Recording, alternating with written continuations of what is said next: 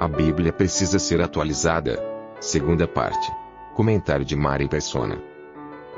Então, isso vai estar acontecendo, não tem jeito. E a gente quando vê essas coisas, a gente deve ter o sentimento que o Senhor fala daquele remanescente judeu de Mateus 24, eu acho que está em Marcos, se não me engano, que é essa passagem que ele fala isso.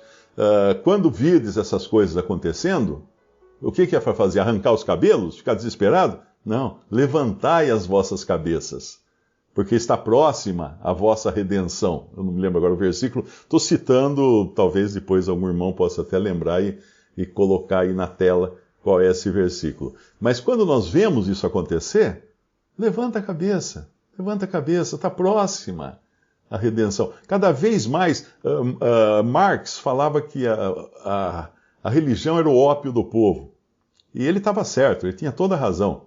A religião realmente é o ópio do povo, deixa o povo atordoado com as mentiras que são pregadas e eles ficam dóceis. Eles ficam dóceis e passam a correr que nem carneirinho atrás de falsos líderes, de falsos profetas e falsos pastores. Mas tem uma coisa também que Marx errou, foi achar que a religião, ou a fé, né, a fé cristã, desapareceria. O homem, à medida que fosse ficando mais moderno, mais erudito, mais ensinado, ele não ia mais acreditar nessas coisas de dilúvio, de Jesus, de salvação, de céu, de inferno. Não ia mais acreditar. E o contrário está acontecendo, porque as pessoas estão ficando cada vez mais espiritualizadas. E por espiritualizadas, não entenda isso como cristianismo ou como verdade. As pessoas estão mais ocupados com a verdade. Não, porque eu era muito espiritual, muito espiritualizado antes da minha conversão.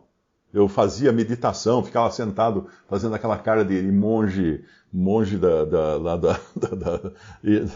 da Índia.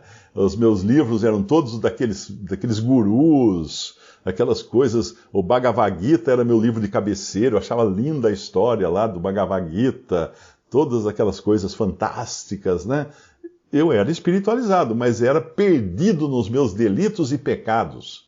Porque toda a espiritualidade, ela tem o foco no homem. O homem se elevar, o homem se aprimorar, se aperfeiçoar, evoluir espiritualmente. É como um espírita, quando você encontra um espírita, ele quer ganhar você, ele vai pro ego, né? Ele fala assim, você tem mediunidade, precisa desenvolver. Aí o cara fala assim, eu nunca tive nada na vida, lá na empresa, tu me chuta em casa, chega em casa, minha mulher nem olha para mim. Mas agora eu tenho mediunidade, qual é o endereço para desenvolver mediunidade? Pronto, pegou um, fisgou pelo ego. E tudo aquilo que exalta o homem é o oposto da verdade. Porque a verdade cristã exalta o homem. Mas, não falei agora que é o oposto da verdade? Sim. Tudo aquilo que exalta o homem minúsculo é o oposto da verdade. A verdade cristã exalta o homem, maiúsculo, Cristo Jesus, que é o Filho de Deus, vindo ao mundo, que se fez carne, morreu na cruz por nós, ressuscitou, ascendeu aos céus, e está assentado à destra da majestade nas alturas. Esse homem, um homem de carne e ossos no céu. A espiritualidade reduz tudo ao mínimo denominador comum de espíritos, né? Fala assim, não, depois a gente parte da terra, vai para um lugar espiritual, fica translúcido, transparente, flutuando pelo espaço, ou qualquer coisa assim. Alguém escreveu aí, não consigo imaginar o irmão Mário esotérico, nem eu consigo, você não sabe o quanto esotérico eu fui. Minha nossa, que coisa. Absurdos dos absurdos. Mas então a espiritualidade moderna acha que as pessoas partem daqui e ficam assim, translúcidas, um ser etéreo, não é? Uma coisa assim, um espírito vagando por aí. Isso é mentira. O Senhor Jesus, quando morreu, ao terceiro dia ele ressuscitou. E quando Tiago o encontrou, ali já estavam, inclusive os judeus, já estavam fermentados com filosofia oriental.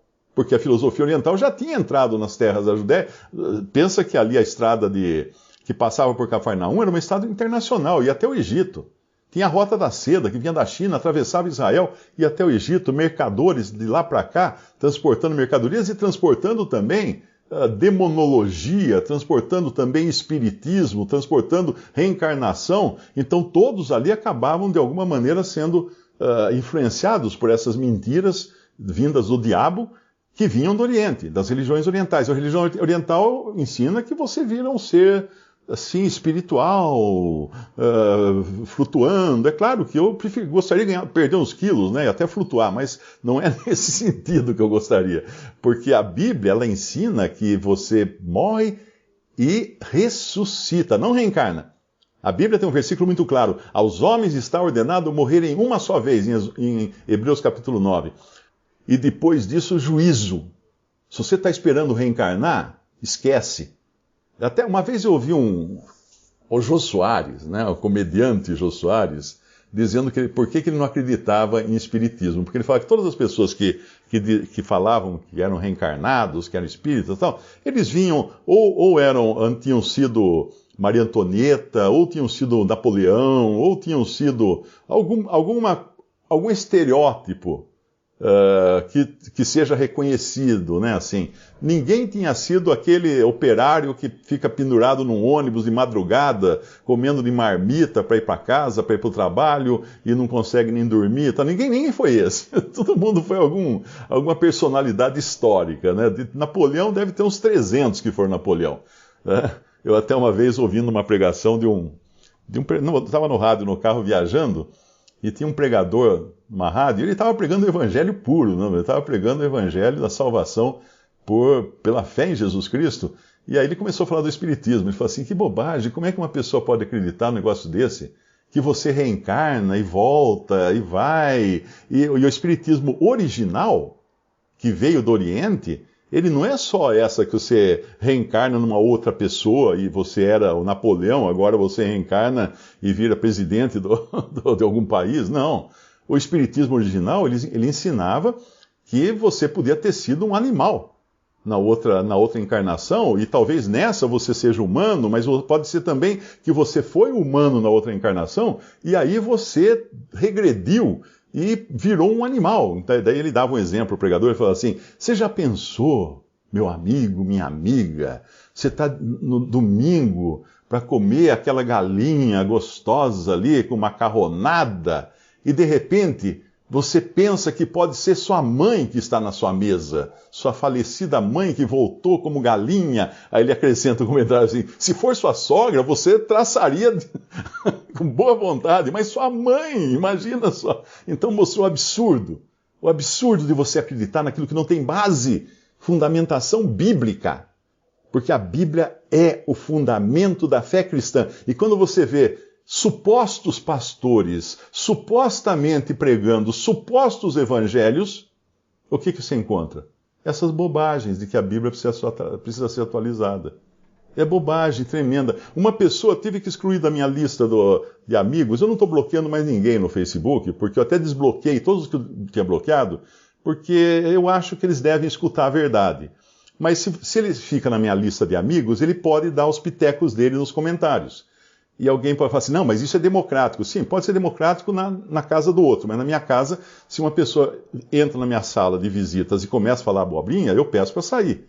Eu vou tirar de casa, eu não vou ficar deixando que minha família escute as abobrinhas, né? Então você tem o seu perfil, você tem a sua lista de amigos, que às vezes você nem conhece, mas tudo bem, eles não estão fazendo nada de errado ali. Então, dificilmente eu bloqueio a pessoa. Aliás, não tenho bloqueado mais. Mas eliminar da minha lista de amigos, eu elimino, porque quando começa a escrever comentários invertendo o sentido daquilo que eu falei, baseado nas Escrituras, eu tiro da minha lista. E teve um lá que veio defender esse pastor aí, dizendo: não, mas ele só falou coisas do tipo que tem que atualizar para o homossexualismo, por exemplo, hoje já não é, né? Não é o que era, não sei o quê. Então, um homossexual, imagina um homossexual que pratica um suposto pecado. Eu falei: meu filho, suposto pecado que está na Bíblia dizendo que é pecado, você não pode falar que é suposto. Porque senão você vai dizer também que a Bíblia é a suposta palavra de Deus. Você vai relativizar tudo.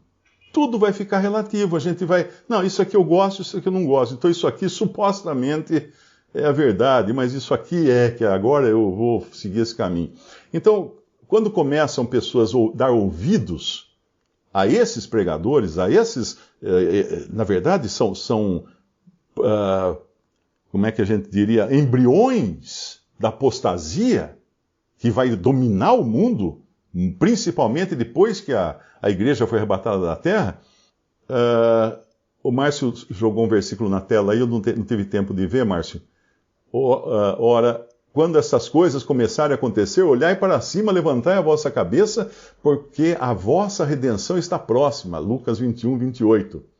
E eu lembrei agora daquele versículo de que nos últimos dias ou nos últimos tempos sentiriam comichão, coceirinha nos ouvidos. Iriam sentir coceira nos ouvidos. Quem iria sentir coceira nos ouvidos? Os pagãos, os bárbaros, Não. Os que se denominam cristãos e buscarão mestres segundo as suas próprias concupiscências, seus próprios desejos. Tipo assim, eu gosto daquele que prega ali, porque ele prega aquilo que entra assim no meu coração, é a coisa que eu gosto. Não, eu gosto daquele outro, porque ele prega as coisas que eu gosto. Então cada um vai buscar aquilo que gosta. Agora, e o que diz a palavra de Deus? Quando nós cremos realmente na palavra de Deus, nós sentimos um fardo. Porque muitas vezes nós vamos olhar para ela e falar assim, errei, pequei, eu estou fora da curva, estou fora da curva, não estou seguindo aquilo que é a vontade de Deus, desagradei o meu Senhor. Quando eu tento usar uma roupa de algum tempo atrás, tipo assim de ontem, e ela não serve mais, né? O que eu tenho que fazer, o que eu faço normalmente? Eu entro no cuidado do alimento, procuro me alimentar melhor, comer coisas saudáveis. Aliás, a ideia de fazer aquela pizzinha de aveia com água e sal na frigideira, eu adorei a ideia, viu? Gostei muito da ideia que alguém me mandou aqui, não vou falar quem, mas é muito gostosa, com azeite em cima então. Eu ainda fiz na frigideira, que ontem eu tinha fritado um molhinho na frigideira, então nem lavei a frigideira. Então eu pus um jeito de você reaproveitar os resquícios da comida anterior que passou o gosto do molho para aquele pãozinho de aveia, feito ali no fogão em 5 minutos. Mas então, se eu não consigo entrar na calça, porque eu cresci, eu estou em fase de crescimento, o que eu faço? Eu compro meio metro de pano e coloco um remendo de cada lado aqui da calça. Hoje é tudo moderno, e não vão achar que... Vai ter gente que vai parar na rua para perguntar onde eu comprei, que boutique que eu comprei essa calça. O remendo de outra cor. Hoje qualquer coisa, calça rasgada, tudo tá na moda.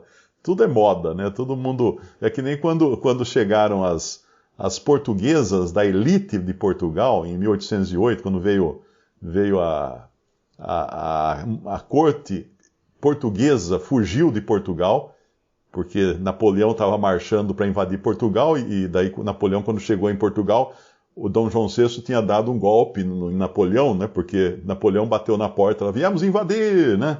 E aí não tem mais ninguém aqui, todo mundo mudou para o Brasil. A Portugal agora, o reino de Portugal, fica no Brasil, mudou de endereço, não mora mais aqui.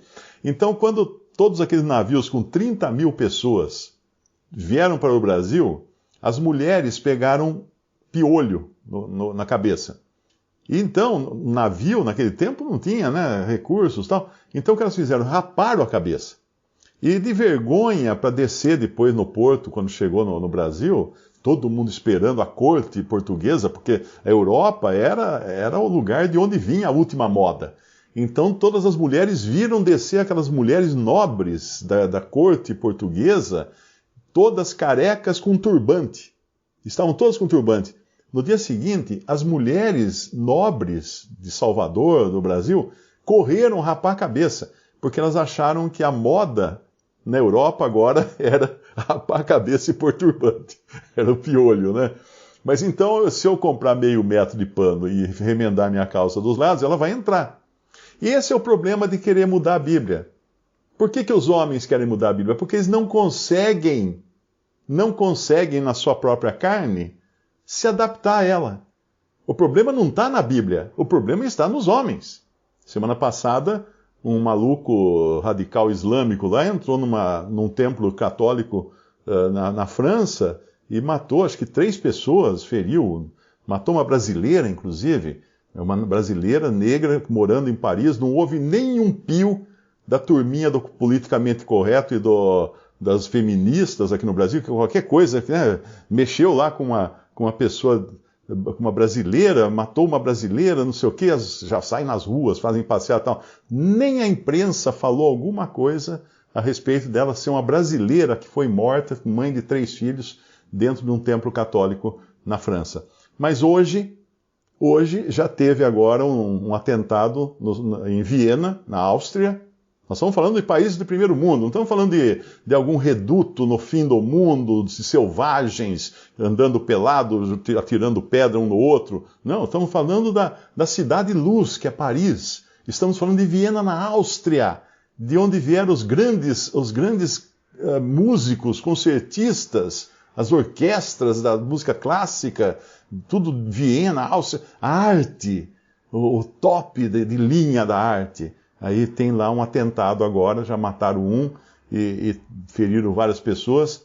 Então, por que querem mudar a Bíblia? Porque não conseguem mudar o homem. Então, o homem vão remendando, mas a Bíblia eles querem agora acabar, mudar totalmente a coisa. Então, é isso que o ser humano, ele não aceita. Agora, ele não sabe com quem está mexendo. Não sabe o tamanho da encrenca que é você falar alguma coisa contra a palavra de Deus ou dizer que ela não está contextualizada para os nossos tempos, ela não está atualizada. Cara, quando você lê 1 Coríntios 14, Paulo fala assim, e as coisas que vos escrevo são a palavra de Deus. 1 Coríntios 14, versículo, vamos lá para ver como que diz as palavras exatas, versículo 37. Se alguém cuida ser profeta ou espiritual, reconheça que as coisas que vos escrevo são mandamentos do Senhor. Do Senhor. E no versículo anterior, ele diz assim, no 14:36, porventura saiu dentre vós a palavra de Deus, ou veio ela somente para vós?